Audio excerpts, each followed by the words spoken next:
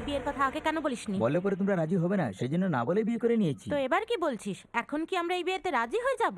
আমি চাই তোমরা রাজি হয়ে যাও। চুপ কর। তোর এই নোংরা কাজ দেখার আগে যদি আমরা মরে যেতাম তাহলে ভালোই হতো।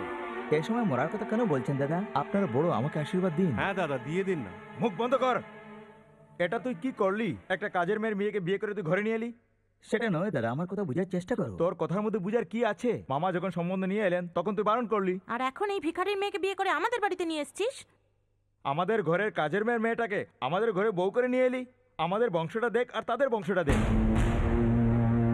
হ্যাঁ, ওদের বংশে তো কেবল দেবী আর দেবতারাই থাকেন, তাই না? কি তোর মনের আশা পূর্ণ হলো? ওকে দিয়ে আমার ছেলেকে ফাঁসানোর চেষ্টা করেছিলি তুই, তাই না? না মা, এই ব্যাপারে আমি কিছুই জানতাম না। যদি জানতাম ওর হাত পা ভেঙে দিতাম। ও হো হো হো হো হো। যেন কিছুই জানিস না, এভাবে তুই এখানে নাটক করছিস। তুই তো এই দুজনকে দিয়ে ভালোবাসার নাটক করিয়েছিস।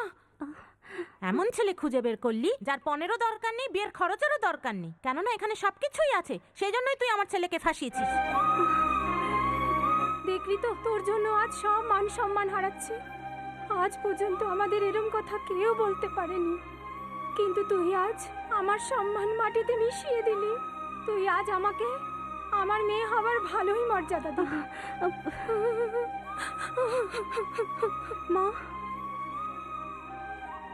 এবার কি হবে?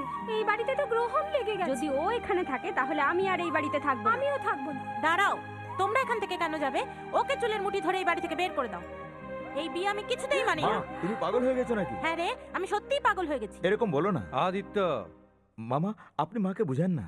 বোঝালে পরে কি হবে? গন্ডগোল হয়েই গেছে। তুমি তো এখানে সবাইকে শক দিয়ে দিয়েছো। হ্যাঁ হ্যাঁ, প্রথমে তুমি ভেতরে চলো। হ্যাঁ, এসো।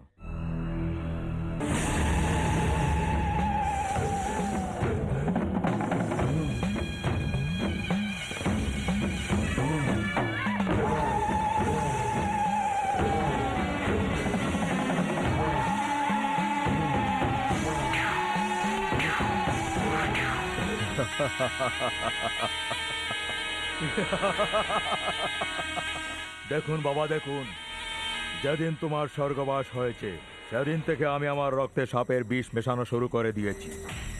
এখন আমাকে কোনো সাপ কাটলেও আমি মরব না। নাগলোকের নাগ জাতের নাগিনের কামড়ানোয় তুমি মরেছ। যে নাগিন তোমাকে মেরেছে সে এখন আমার পরম শত্রু। সর্বদা নাগিনী প্রতিশোধ নিত, কিন্তু এবার আমি এই নাগিনের উপর প্রতিশোধ নেব। ওই নাগিনকে মারার পরই আমি তোমার আত্মার শান্তি কামনা করব।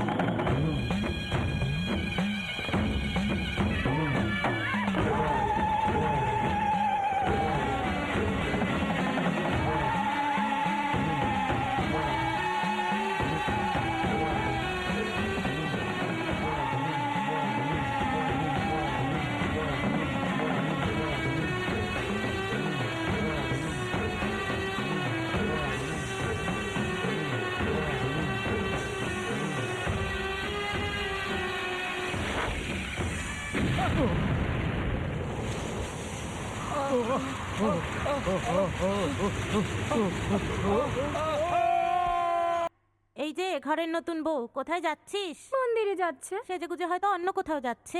মন্দিরে যাচ্ছি মা। কেন রে? তুই যদি এভাবে সেজেগুজে মন্দিরে যেতে থাকিস তাহলে ঘরের কাজকর্ম কে করবে? মন্দির থেকে ফিরে এসে করে নেব। হ্যাঁ হ্যাঁ, তুই আসা পর্যন্ত ঘরের বাসনপত্র কাপড় চোপড় সব এমনি পড়ে থাকবে। যা গিয়ে কাজ কর, পরে মন্দির যাবি। মা, ছোট বৌদিকে যেতে দিন না, সব কাজ আমি করে নেব। অন্য গ্রাম থেকে নাগদেবীকে নিয়ে এসে উনি আমাদের খুব উপকার করেছেন। এখন ওই গ্রামের মেয়েরা সবাই ওনার অপেক্ষা করছেন। ওনাকে যেতে দিন না মা।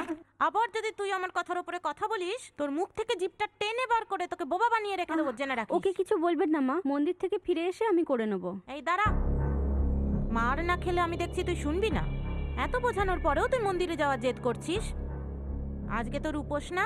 আমরা সবাই এখানে বসে খাচ্ছি আর তুই তোর মনের কথা ওকে দিয়ে বলিয়েছিস। হ্যাঁ, আর ওখান থেকে সব ভক্তদের নিয়ে এসে এই ঘরে নাগদেবীর পুজো করা শুরু করে দিবি, তাই না? কর, যা খুশি কর। হ্যাঁ, উপোস করবি তুই, তাই না? উপোস। আজ তোকে এমন শিক্ষা দেবো যে জীবনেও তুই আর উপোস করতে পারবি না। হ্যাঁ, আহা, না মা, না। তুই মুখ খুলবি না? তাই না? খোল খোল খোল, উপোস করবি, খোল খোল বলছি। মা ছেড়ে দিন, ছোট বৌদিকে ছেড়ে দিন। ছোট বৌদির উপোসটা ভাঙবেন না। আমি বলেছিলাম না তোকে, আমার কথার মধ্যে কথা বলবি না। যা এখান থেকে। এবার দেখি কে এসে তোকে বাঁচায়। নাগ দেবী এসে তোকে রক্ষা করে কিনা সেটা আমি দেখে নিই। আরে মুখ খোল না।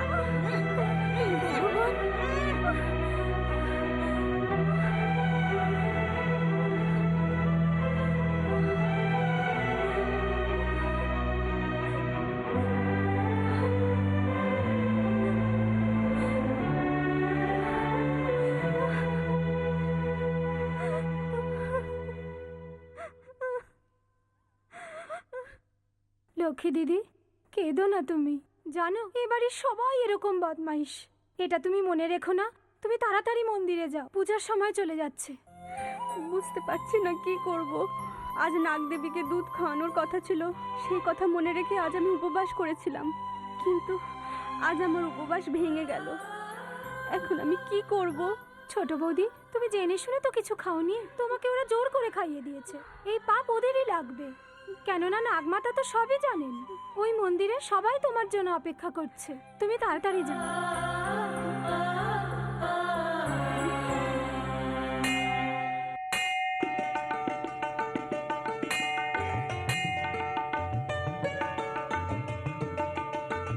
নাগলক্ষ্মী, এত দেরি কেন? আমরা অনেকক্ষণ ধরে অপেক্ষা করছি। আমরা তো পুজোও সেরে নিয়েছি। এমনি আমার আসতে একটু দেরি হয়ে গেল, আমাকে ক্ষমা করে দাও। তেমন কিছু না, আমরা সব জানি। নিশ্চয়ই তুমি কোনো কাজে আটকে গেছিলে। তুমি ডাকলেই তো নাগদেবী আসেন। তুমি পুজো করে আমাদের সবাইকে নাগদেবীর আশীর্বাদ পাইয়ে দাও। ঠিক আছে, এসো এসো, চলো চলো চলো।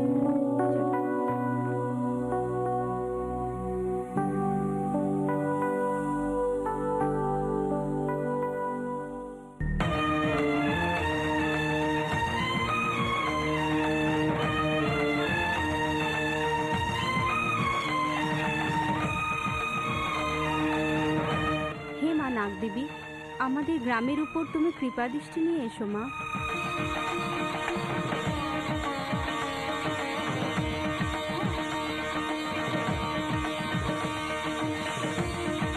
হে মাতা নাগদেবী, তোমার নিরাময় হয়। তুমি আমাদের গ্রামবাসীকে রক্ষা করো মা।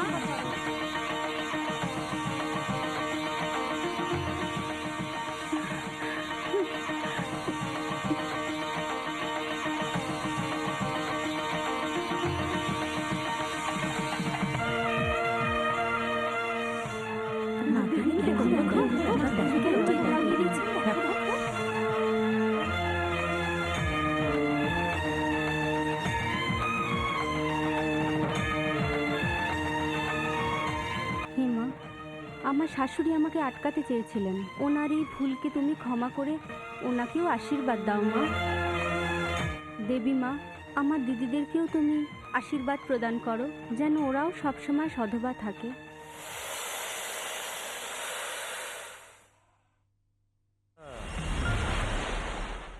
দেখো দাদা কি বলে গেল। সবই দেখছি দিদি। এখন তুই বল দাদা, আমরা তো ভেবেছিলাম ও চাকরানির কাজ করবে। সে তো কোনো কাজেরই নয়।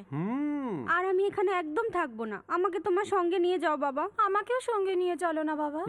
তোরা কেন বাইরে যাবি? ওকেই তাড়িয়ে দেবো। প্রথমে এই কাজটাই করো দাদা, বিপদ তো কাটবে। আদিত্য থাকতে এটা করা যাবে না। এমনিতে তো ও আমেরিকা যাওয়ার কথা ভাবছে না, আমিও ব্যবস্থা করেই এসেছি। যখন ও আমেরিকা যাবে আর ও ওকে ছাড়তে এয়ারপোর্টে যাবে, ওখান থেকেই তাড়িয়ে দেবো।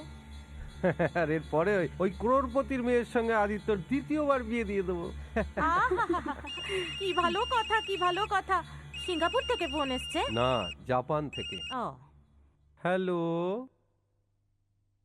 শুনছেন? হুম? কি হয়েছে লক্ষ্মী? আমাকেও আপনার সঙ্গে আমেরিকা নিয়ে যাবেন না? এ সময় তোমাকে সঙ্গে নিয়ে যাওয়া সম্ভব হবে না।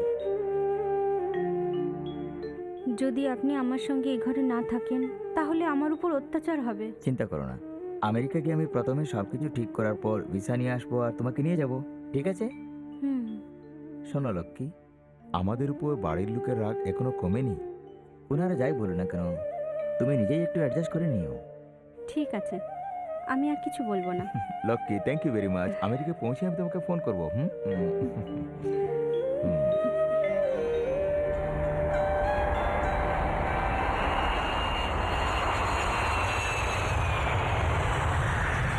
আরে চল না, বাইরে চল, ছেড়ে দিন, চল মা। বলছি। ছাড়ুন। যাবি কি না?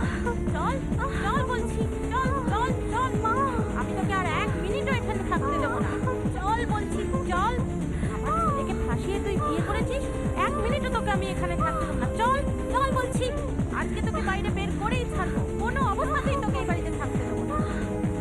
বেরো বলছি, বেরো।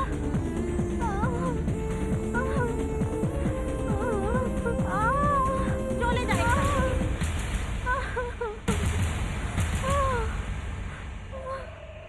আমার চোখের সামনে থেকে চলে যা। এই গভীর রাতে আমি কোথায় যাব?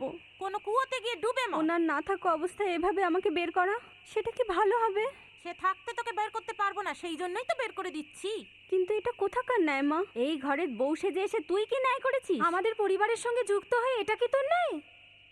এতদিন সে এখানে ছিল বলে তোকে আমি সহ্য করেছি, এখন তুই এখান থেকে চলে যা। এখনো যদি তুই এখানে দাঁড়িয়ে থাকিস তাহলে কেরোসিন ঢেলে তোকে পুড়িয়ে দেবো। যা, চলে যা।